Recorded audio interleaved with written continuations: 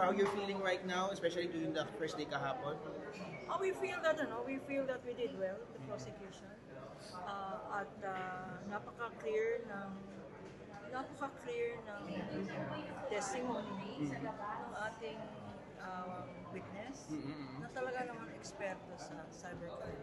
So, although medyo technical, naintindihan ng lahat. So we're very happy at sana wag naman Wag nang masyado objection. Hindi, wag naman siyang tirahin. Tirahin. Kasi tinitira na yung witness namin sa social media. Yeah. Sana naman wag, he's just doing his duty. Yun ang expectations natin sa cross-examination mamaya na nangyari. Well, we have no expectations. We're prepared to be surprised. But if not, we will continue with the same level of excellence. We are very confident in our evidence, and we are very confident in the testimony of the witness, who is just there to tell the truth as a public servant. So,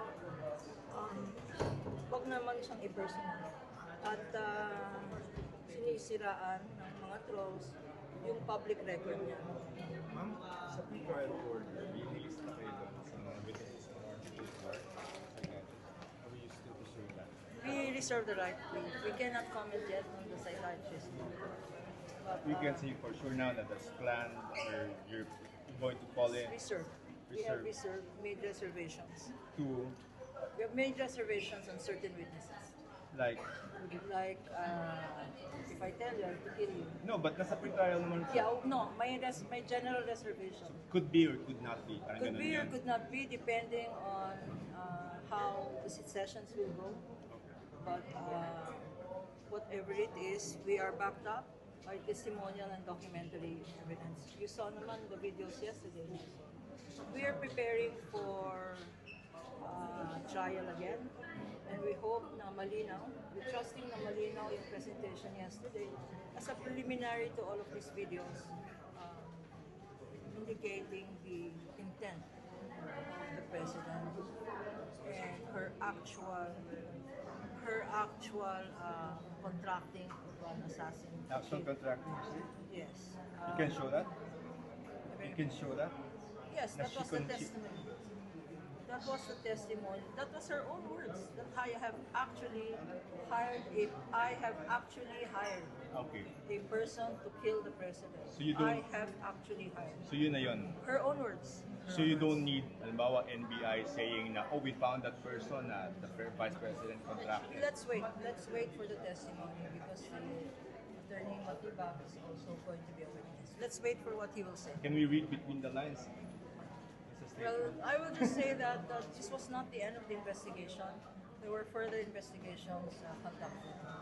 Let's wait for the results of those investigations. Si Director Matibag is scheduled for next week na, no, ma'am? I think he is a subpoenaed witness. He will be a subpoenaed witness. Thank Sorry, you. hindi ko lang po natatanong na. Kailan po ninyo i-formalize yung inyong motion on the VP po, on the VP as of There is a schedule to submit the list of witnesses every Tuesday. So we submitted our list of witnesses for next week, yesterday. Next Tuesday, we will submit our list of witnesses for the week after. As of Tuesday ang cycle natin. Every Tuesday po ang cycle because Wednesday, to give the court the opportunity to issue the subpoena on a Wednesday.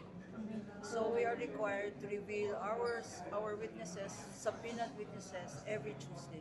So possible kasama po sa Tuesday yung kay VP as hostile witness? Well, her head is blooded but unbound. Hopefully she will appear here again because as I mentioned in yesterday's hearing, we intend to subpoena.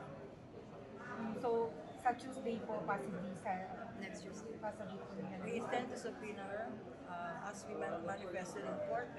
But whether the court will actually issue is dependent on the discretion of the presiding judge. And as you heard yesterday, he will require a legal memorandum of issue. Thank you po. Thank you.